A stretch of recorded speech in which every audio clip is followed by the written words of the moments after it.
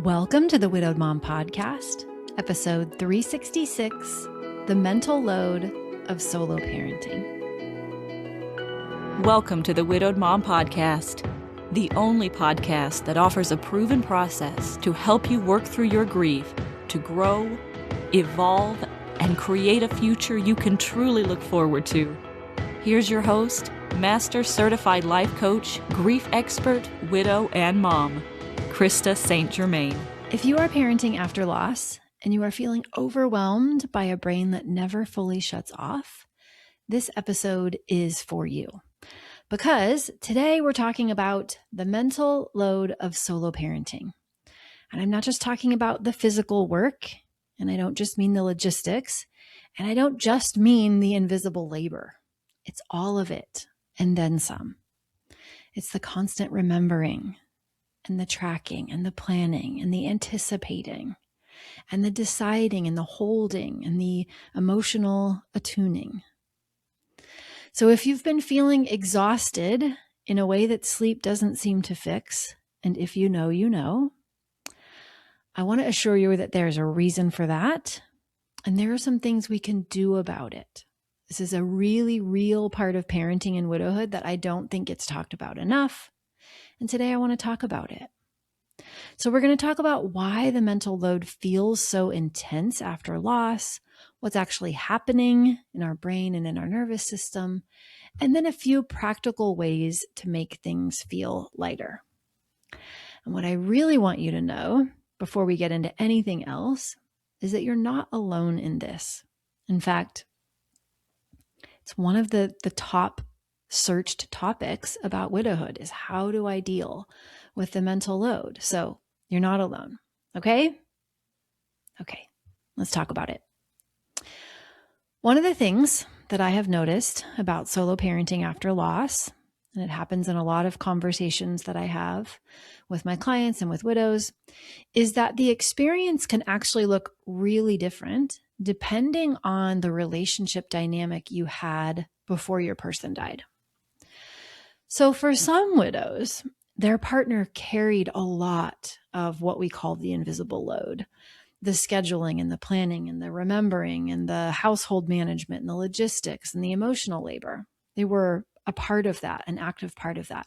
And so when their person dies, suddenly they inherit all of that at once, which can feel shocking and overwhelming. And it's no big surprise that we would find ourselves struggling in many ways. But then there are other widows who had a different experience with their person. It's less about the invisible workload suddenly appearing after loss because maybe they were already carrying most of it, right? Maybe they were already kind of the default organizer and planner and the one keeping track of all the doctor's appointments and all the school things and knowing where everything was and what was needed. That was definitely more true for me.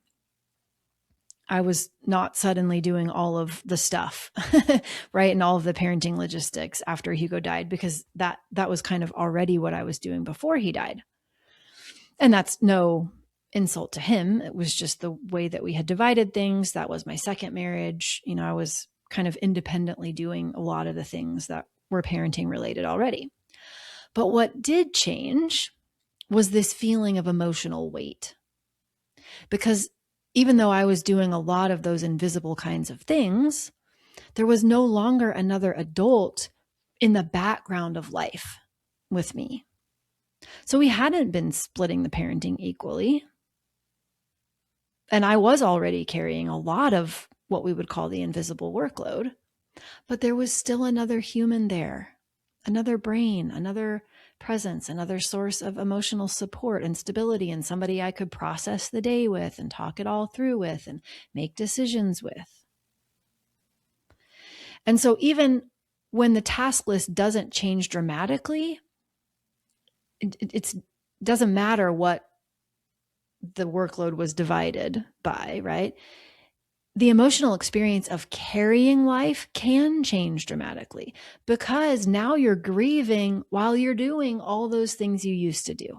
So some of us are doing a lot more than we were doing before. Some of us aren't doing that much more than we were doing before, but we're doing it in a system that's grieving. We're doing it while we're trying to grieve. And there's nobody else standing beside us in the same way that they used to, which can make things feel much heavier.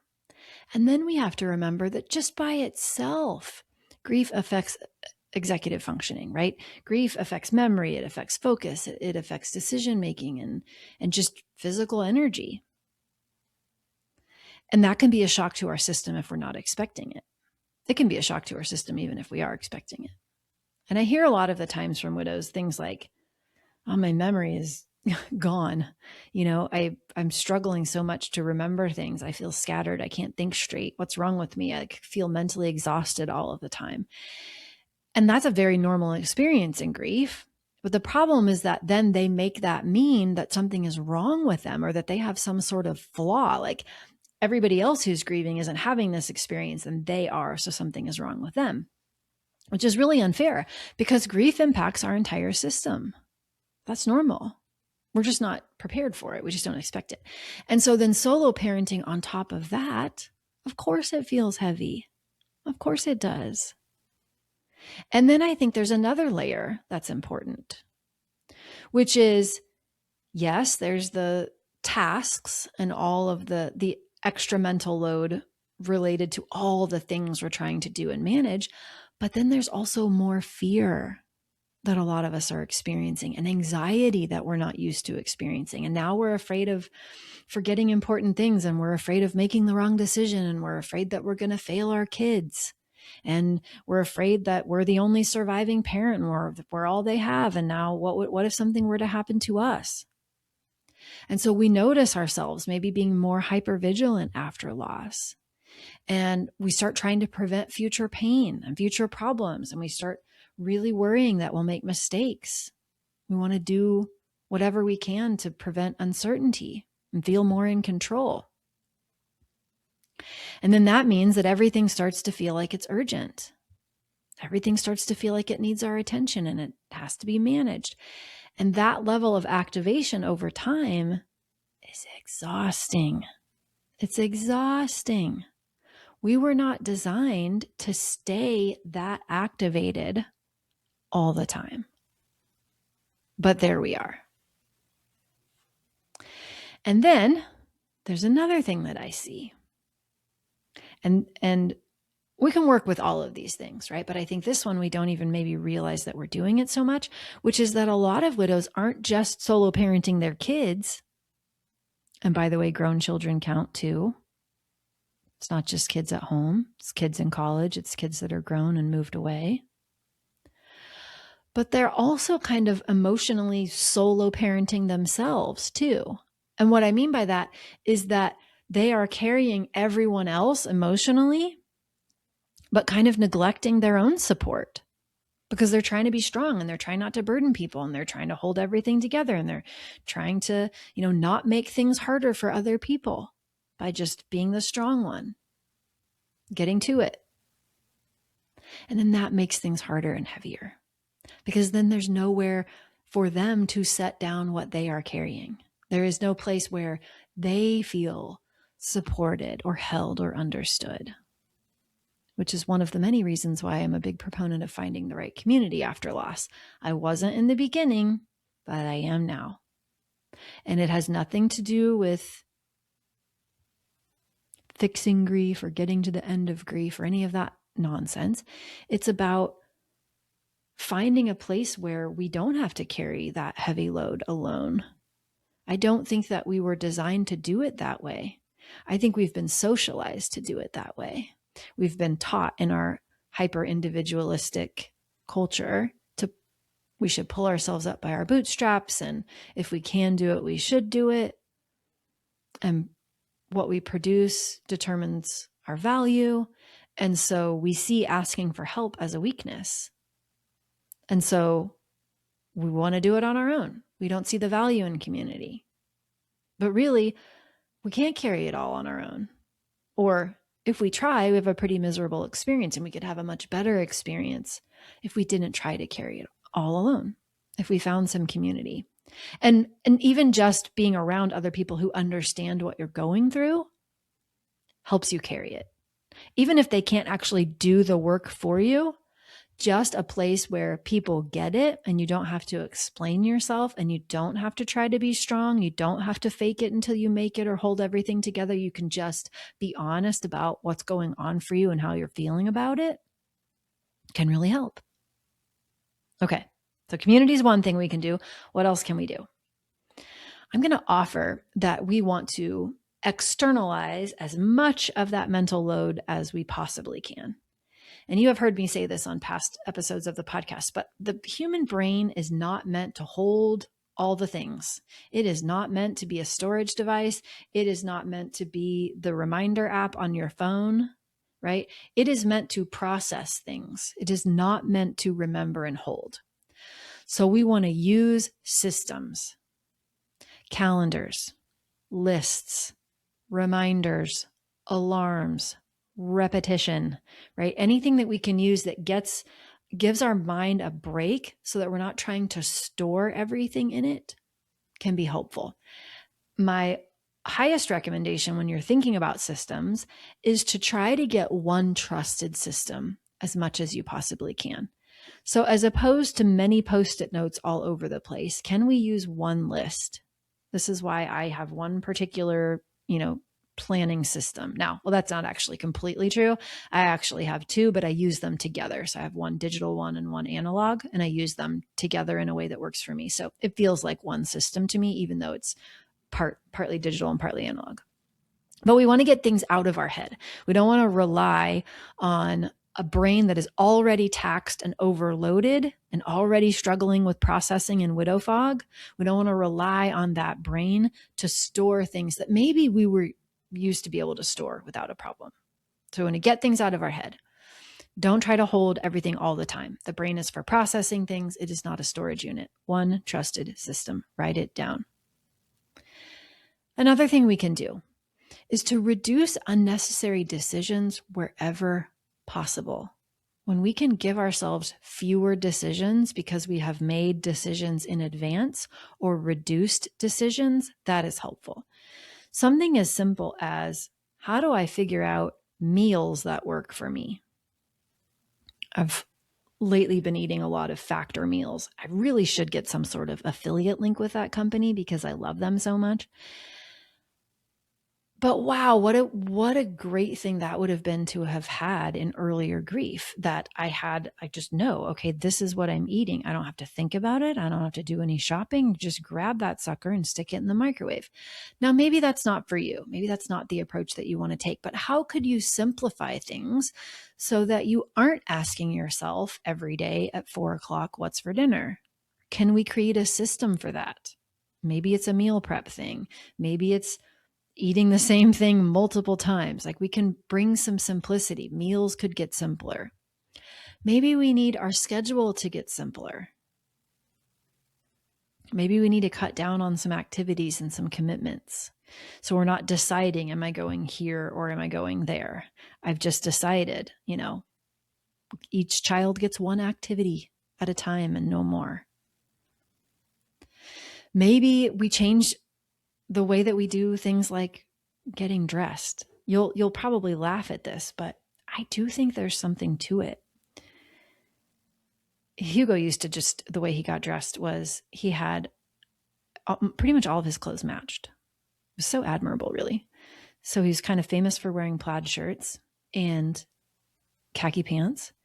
And when he would go into the closet to get dressed, he would literally just grab the first shirt and the first pair of pants, and that's what he put on. And then when he was done, he put the shirt back on the hanger, took it to the end of the rack and hung it up, and did the same thing with his pants. And then when he got all the way done, that's when he did laundry. Simple, beautiful, literally no decisions to be made about the wardrobe. Now, maybe that's a little overly simplistic for your style, but what could you do that would help? Could you take an approach like that, a little bit more of a uniform or something predictable, or a lot more clothes that always match, instead of always trying to stress out over these things? These are just examples. How can we make decisions simpler? How can we reduce decisions wherever possible? Give yourself a shot at that, because sometimes we are the capacity that we have to do these things is just so limited that giving ourselves less opportunities to need energy and bandwidth helps. And simplifying is wisdom, in my opinion. Another thing we can do, teach your children responsibility. Age-appropriate responsibility, but teach your children responsibility. Allow them to participate in the household if they are not already participating. Allow them to increase their participation in the household if they are already participating. And I get it, and I did it myself. So this is not me telling you anything from a high preachy place. I had to work through this on my own too. A lot of us fall into unconsciously overfunctioning after loss. We tell ourselves, it's all on me. It's all on me. They've already been through so much. I don't want to make their lives harder. Or it's just not worth the battle, right? I don't want to have to go through the battle of getting them to do something. And all of those storylines end up with us doing more at a time when we really need to figure out how to do less. And I don't believe that any of that actually serves our kids either. I remember when my daughter got to college and she called me and she was like, Mom, a lot of these people don't know how to do their laundry. Like they've never done laundry before. I'm helping people learn how to do laundry. Now, did she like it when I made her do laundry at home? 100% she did not like it when I first started. In fact, we had some gruff moments about her stepping up and doing her own laundry because she didn't want to do it. And there were moments when she didn't have any clean clothes because she didn't do her laundry. And I had to kind of let her not rescue her and let her feel the consequence of choosing not to do her own laundry so she could get that figured out.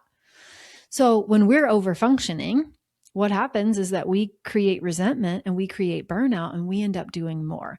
When what is also probably very true for most of us is that our kids can help and they can learn ways to contribute and they can learn skills that actually help them once they've left the house. And that's actually really good for them. So where can we stop doing it all ourselves because we aren't asking our kids to contribute? Can they take a night where they do dinner? They're responsible for dinner, even if it's breakfast for dinner, but they take a night and we're sharing things. Can they take a night and do the dishes? How are we going to get them to step up? Okay. Another thing that's really, really important is that we want to pay attention to the stories that our brain offers about rest. Because again, a lot of us have been taught to believe that rest equals laziness, that we can rest after we're done producing. I can rest after everything is done. I can rest after I get all the things done on my to-do list. But the problem is that it's never done. There is no such thing as to-do list 0. We don't ever get there. There's always more to do. There will always be another form and another load of laundry and another email and another decision and another thing and another that, right? There's always more. So if rest only comes when everything is finished, then rest never comes. And this really matters because now we're not resting. We're doing more than our fair share. Our bodies and minds are overtaxed. Our nervous system is spent. And now we're chronically depleted. We have less patience. We are less clear. We don't feel as emotionally resilient. So maybe we don't want to earn rest. Maybe that's backwards thinking. Maybe that's just what we've been taught. Just like we've been taught somehow that thin is better. Okay, we're unlearning that as a culture, it seems. Let's unlearn this too. Rest does not have to be earned. Rest is self-care. Rest is valuable. Rest is important. And I don't mean like self-care isn't a nice to have. I mean, just like we need to drink water and we need to eat food, we also need to rest. And rest has to become part of how we support ourselves regularly, not just through this season, but regularly.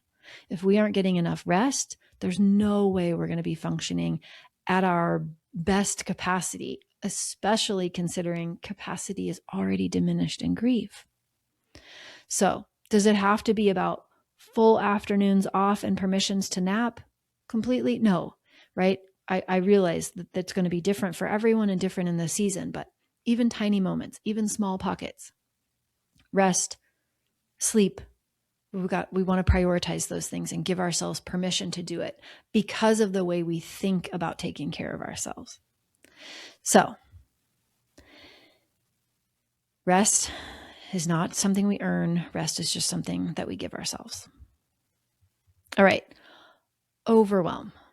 Notice stories that your brain has about overwhelm. If you are feeling overwhelmed and then your brain offers you a story that somehow that means there's something wrong with you, or that you're failing, or that you're not going to be able to make it, or other moms can do this, why can't you? We want to look at that, because overwhelm is not indicative of failure. Overwhelm just means you're a human who's carrying more than she has the capacity to carry. Okay? Which is very different things.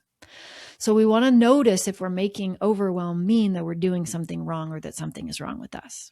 And then we can respond to ourselves compassionately and supportively. And instead of shaming ourselves and criticizing ourselves, we can champion ourselves. We can come to our own aid, right? We don't have to carry everything without getting overwhelmed. We're not supposed to carry everything without getting overwhelmed. We do have maximum capacity. And that's not weakness. That's just math. It's just math. So I hope you will hear that you do not have to carry all of it. Yes, put systems in place. Yes, ask for help. Yes, give yourself permission to rest. Yes, get your kids involved. All of these things are things we can tangibly do to take good care of ourselves.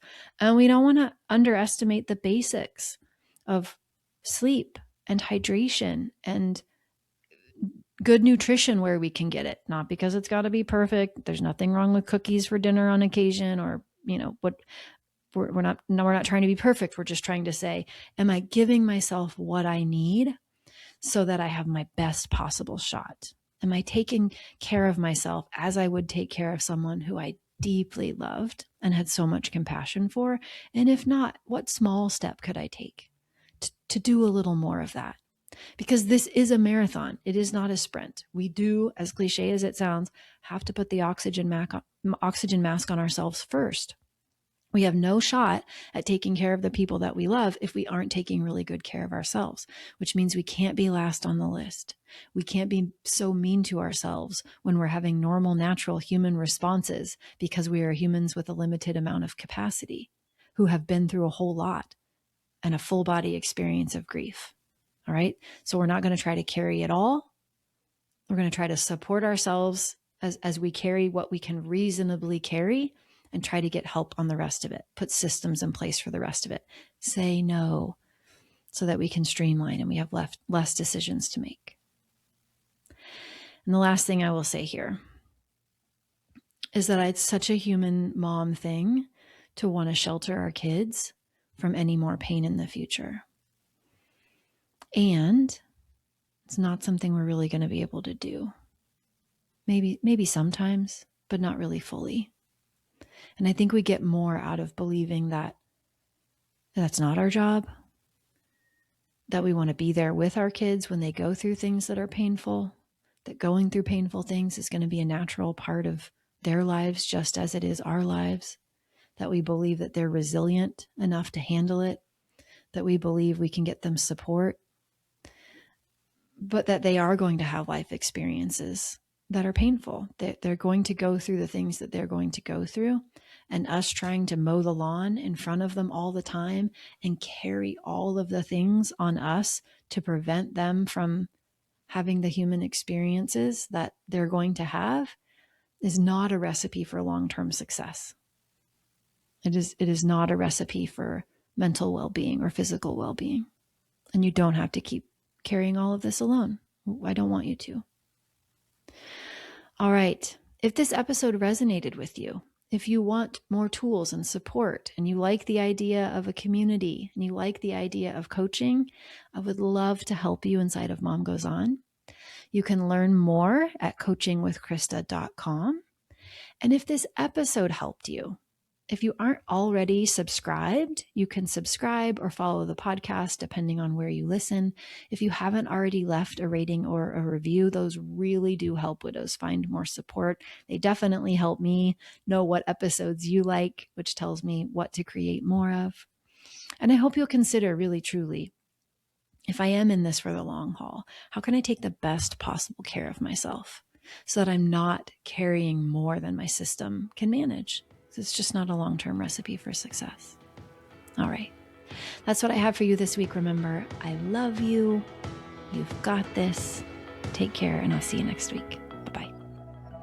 If you like what you've been hearing on this podcast and want to create a future you can truly get excited about even after the loss of your spouse, I invite you to join my Mom Goes On coaching program. It's small group coaching just for widowed moms like you, where I'll help you figure out what's holding you back and give you the tools and support you need so you can move forward with confidence. Please don't settle for a new normal that's less than what you deserve. Go to coachingwithkrista.com and click Work With Me for details and next steps. I can't wait to meet you.